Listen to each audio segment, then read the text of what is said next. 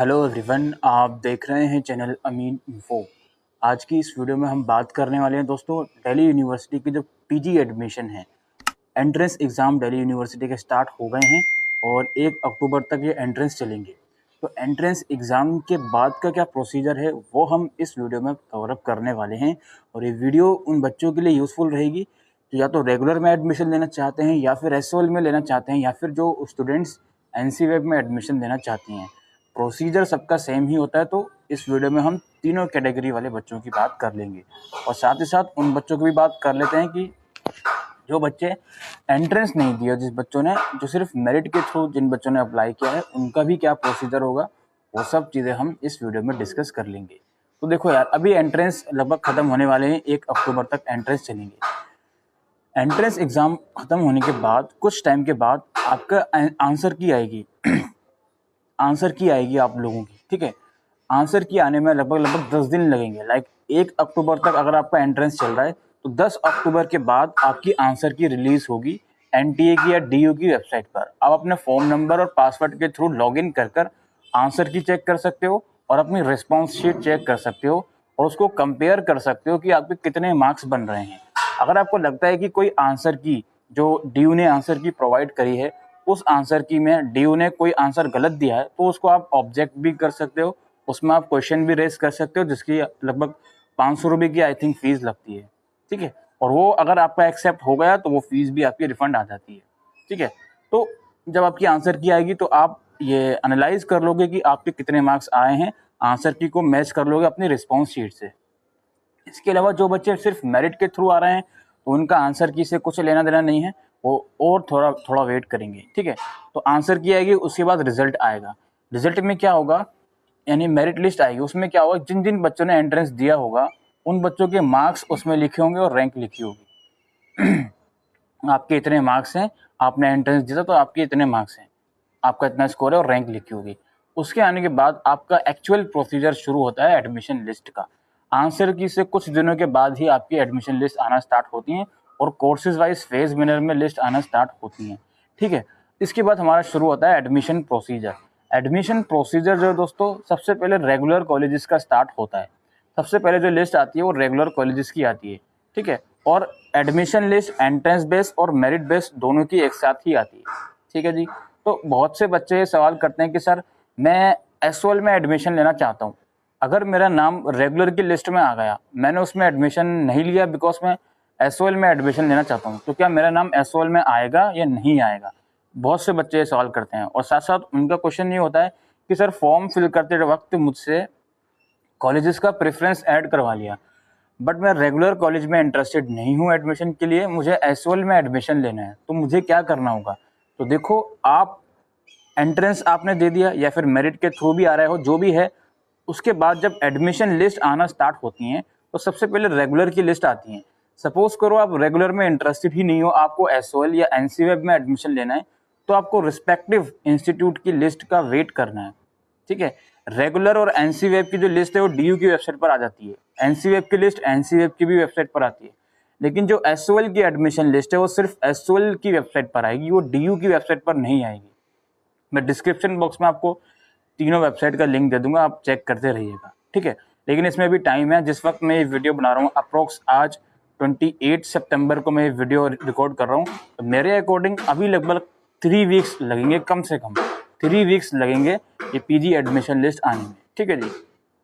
अब तो मैं यहाँ पे बोल रहा था कि एडमिशन लिस्ट के बाद का क्या प्रोसीजर है। पहले हम बात कर लेते हैं रेगुलर कॉलेज वाले बच्चों से, जिन बच्चों का इंटरेस्ट है रेगुलर कॉलेज में एडमिशन लेना।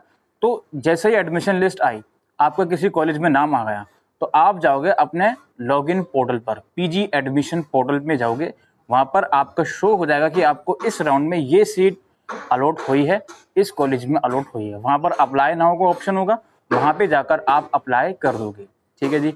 अप्लाई करने के बाद आपके डॉक्यूमेंट्स वेरीफाई करे जाएंगे आपके कॉलेज द्वारा। वेरिफिकेशन के बाद ऑनलाइन आपको पेमेंट कर देनी है, दैट्स इट, ठीक है जी। अच्छा, पेमेंट करते टाइम आपसे एक चीज़ पूछी जाएगी कि जो कॉलेज अलॉट हुआ है क्या आप उससे सेटिस्फाइड हो या फिर आप अपग्रेडेशन के लिए जाना चाहते हो। तो आपको उस वक्त वो ऑप्शन चूज करना पड़ेगा। यदि अगर आप अपने अलॉटेड इंस्टीट्यूट से, अपने अलॉटेड कॉलेज से सेटिस्फाइड हो, तब तो आप फ्रीज करके पेमेंट करोगे। अदरवाइज अगर आप सेटिस्फाइड नहीं हो, आप चाहते हो अपग्रेड करना, तो वहाँ पे अपग्रेडेशन का भी ऑप्शन आएगा, उसको चूज करके आप पेमेंट करोगे। ये सिर्फ रेगुलर कॉलेज वाले बच्चे करेंगे, because as I told you कि रेगुलर कॉलेजेस जैसे एमकॉम है, काफ़ी सारे कॉलेजेस में करवाया जाता है, ठीक है। तो आपकी जो प्रेफरेंस होगा उसके अकॉर्डिंग, आपके जो एंट्रेंस एग्जाम में मार्क्स होंगे उसके अकॉर्डिंग, या फिर अगर आप मेरिट के थ्रू आ रहे हो, जितने आपके ग्रेजुएशन में मार्क्स होंगे उसके अकॉर्डिंग ही आपको कॉलेज अलॉट होगा। और ऐसा मैंडेटरी नहीं है कि आपका first preference first admission list में अलॉट हो जाए। तो अगर आपको ऐसा लगता है कि जो कॉलेज आपको फर्स्ट लिस्ट में अलॉट हुआ है उससे आप सेटिस्फाइड नहीं हो, तो पेमेंट करने के टाइम ही आपको वो ऑप्शन मिलेगा, उसको आप चूज़ कर सकते हो। अगर आपने फ्रीज का ऑप्शन चूज़ कर लिया तो नेक्स्ट लिस्ट में आपको कंसिडर नहीं करा जाएगा। एंड अगर आपने अपग्रेडेशन का ऑप्शन चूज़ किया तो या तो नेक्स्ट लिस्ट में आपको सेम कॉलेज अलॉट हो जाएगा या फिर न्यू कॉलेज अलॉट कर दिया जाएगा। इस चीज़ का आपको ध्यान रखना है। इसी तरह से रेगुलर की कट ऑफ आएंगी 4-5 कट ऑफ, इस तरह से आपको एडमिशन लेना है। और एक चीज़ और बता दूं, काफ़ी बच्चे ये सोच कर बैठते हैं कि सपोज करो फर्स्ट एडमिशन लिस्ट आई, मैं रेगुलर की बात कर रहा हूँ फिलहाल, उनका किसी कॉलेज में नाम आया बट वो उस कॉलेज से सेटिस्फाइड नहीं है, तो वो कुछ एक्टिविटी नहीं करते, वो अप्लाई नहीं करते, वो डायरेक्टली सेकंड लिस्ट का वेट करते हैं। तो अगर आपका किसी इंस्टीट्यूट में नाम आ गया फर्स्ट या सेकंड लिस्ट में, आप ये सोच कर बैठो कि मैं उससे सेटिस्फाइड नहीं हूँ, मैं आगे लिस्ट का वेट करता हूँ, तो अगर आपने उस कॉलेज में एडमिशन नहीं लिया तो आगे आने वाली लिस्ट में आपको कंसिडर नहीं करा जाएगा, ठीक है। इस चीज़ का भी आपको दिमाग में रखना है। अब हम आते हैं एसओएल पर। एसओएल की जो एडमिशन लिस्ट आती हैं थोड़ा सा लेट आती हैं। रेगुलर कॉलेजेस की 2-3 लिस्ट आ जाती हैं, उसके बाद ही एसओएल की एडमिशन लिस्ट आती हैं। और एसओएल की जो एडमिशन लिस्ट आएगी वो एसओएल के रिस्पेक्टिव वेबसाइट पर आएगी, वहाँ पर लिस्ट आएगी। लिस्ट के साथ साथ वो एक लिंक देते हैं, जिस लिंक पर जाकर आपको अप्लाई करना पड़ता है, अपने रिलेवेंट डॉक्यूमेंट्स वहाँ पर अपलोड करने पड़ते हैं, ठीक है जी। तो इस चीज़ का ध्यान रखना।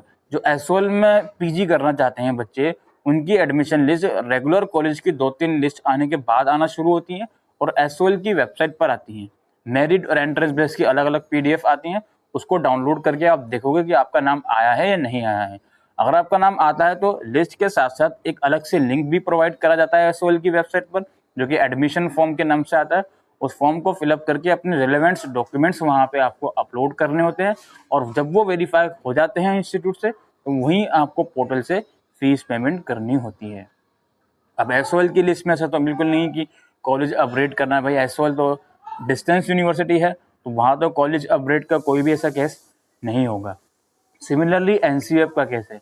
एनसीएफ की एडमिशन लिस्ट भी रेगुलर की एडमिशन लिस्ट के 2-3 कट ऑफ आ जाती हैं, उसके बाद आना शुरू होती हैं। उसका प्रोसीजर क्या है, एनसीएफ की एडमिशन लिस्ट आपको डीयू की वेबसाइट पर भी दिखेंगी और एनसीएफ की जो ऑफिशियल वेबसाइट है वहाँ पर भी दिखेंगी। लेकिन अप्लाई करने का प्रोसीजर जो है एनसीएफ का, वो रेगुलर कॉलेज की तरह ही है। आपका जो पीजी एडमिशन पोर्टल है वहाँ पे जाकर आपको अप्लाई करना पड़ेगा यदि आप एनसीएफ में एडमिशन लेना चाहते हो, ठीक है। तो एनसीएफ की कट ऑफ भी मेरिट और एंट्रेंस बेस पर आएगी।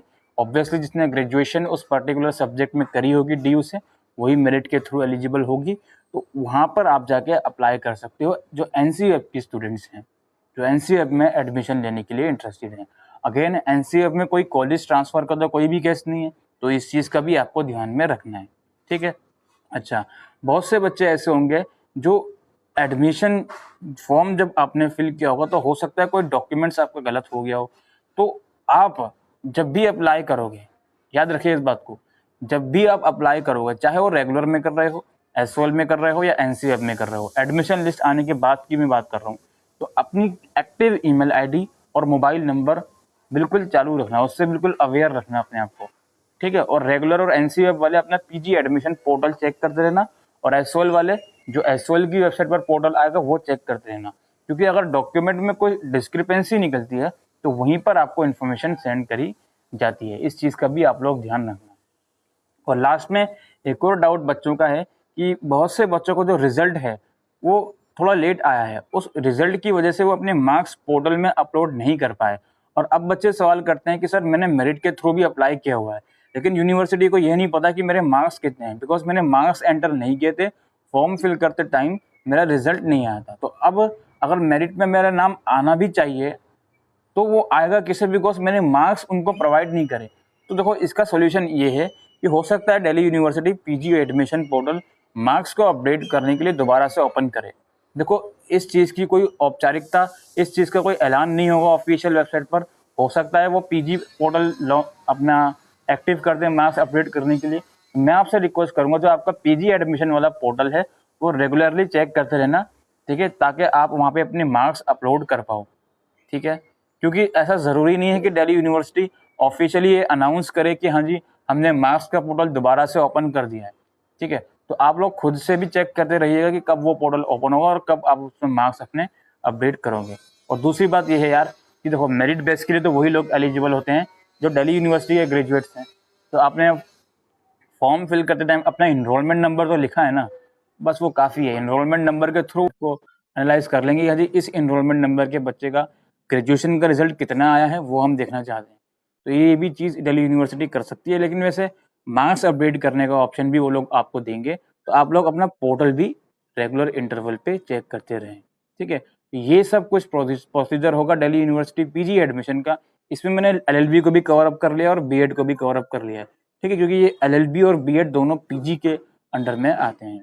तो आई होप आपको ये वीडियो यूजफुल लगी हो, तो वीडियो को शेयर करिएगा। Thank you.